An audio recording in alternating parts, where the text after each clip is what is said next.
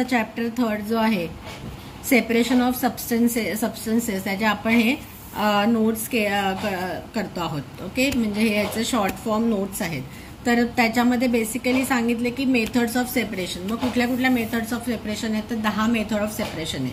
मग आपण पहिले त्याचं नाव लिहिलंय, काय आहे ते लिहिलंय आणि त्याची थोडक्यात माहिती आणि एक्झाम्पल लिहिलंय. मग first method of separation is hand picking. Hand picking म्हणजे काय की separating larger size of impurities with hand.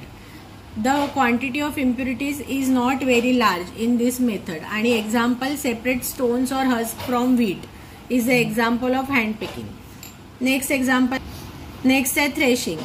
Threshing means stalks are beaten to separate grains from stalks आणि ही मोस्टली यूज बाय फार्मर्स आहे ही method. Stocks म्हणजे काय की भारा, गवताचा भारा, ज्याच्यामध्ये म्हणजे जसं गहू किंवा तांदूळ जेव्हा कापला जातो तेव्हा त्याचा भारा असतो आणि त्याच्यामध्ये त्या गवताच्या मध्ये दाण्याने भरलेली कणसं असतात. तर त्याच्यासाठी थ्रेशिंग वापरलं जातं. तर stalks are beaten to separate grains from the stalks आणि मोस्टली यूज बाय फार्मर.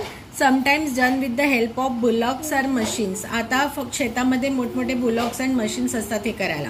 आणि एक्झाम्पल काय याचं, separating wheat or rice from stock is a example of threshing. Next आहे विनोईंग. तर विनोईंगची थोडी जास्त माहिती आहे. विनोईंग मध्ये काय होतं, separate heavier and lighter components with the help of wind or by blowing air. Commonly use by farmers. ह्या दोन्ही मेथड थ्रेशिंग आणि winnowing are commonly use by farmers आहे. Even hand picking is very commonly use by farmers or in factories. ह्याच्यामध्ये use to separate grains from lighter husk particles.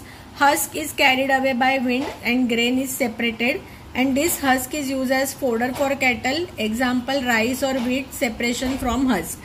आता ह्याच्यामध्ये exactly विनोईंगची method वरती पण short note विचारू शकतात. मग त्याच्यामध्ये कसं आपण उंचावरती उभं राहून टिल्ट करून विनोईंग केलं जातं हे बुकमध्ये दिलंय, आपण ते लिहू शकतो.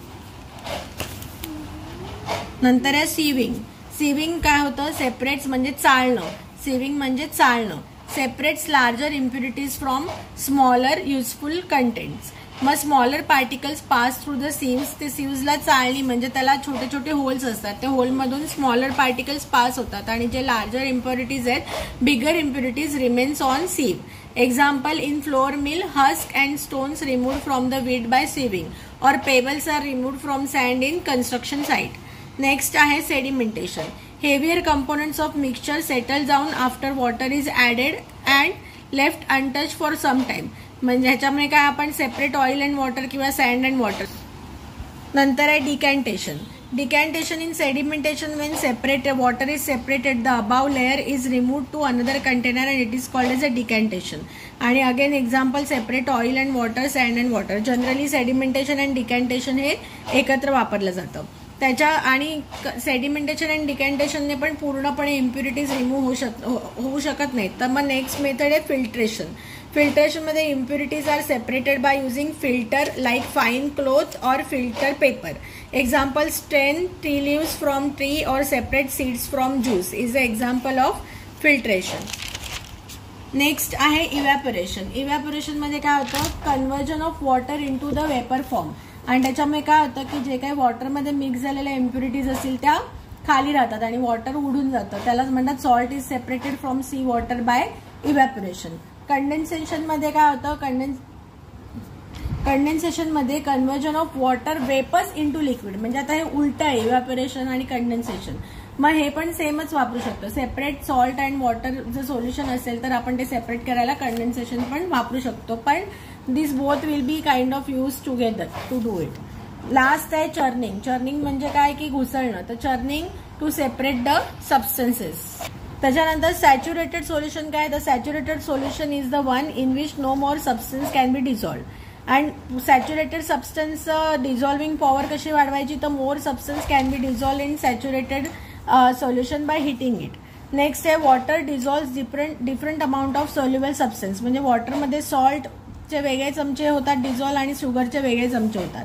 आता ह्याच्यातले इम्पॉर्टंट स्पेलिंग्स काय आहेत, strainer, harvesting, separate, butter, hand picking, threshing, churning, winnowing, sieving, particles, impurities, husk, pieces, sedimentation, decantation, filtration, heavier, component, principle, mixture, liquid, dissolved, quantity, condensation, purification, undissolved, settle, evaporation, saturated, sufficient and soluble. आता एवढे spellings आणि हे notes केला की आपला हा chapter पूर्णपणे झालेला आहे. तर हे आपण या चॅप्टरचे नोट्स बघितलेत. क्वेश्चन आन्सर आपण पुढच्या व्हिडिओत बघू. तर तुम्हाला आमचे व्हिडिओज आवडत असतील तर आमच्या चॅनलला नक्की लाईक, सबस्क्राईब आणि शेअर करा आणि हे बाकीच्यांनाही शेअर करा की त्यांनाही यूज होईल. थँक्यू.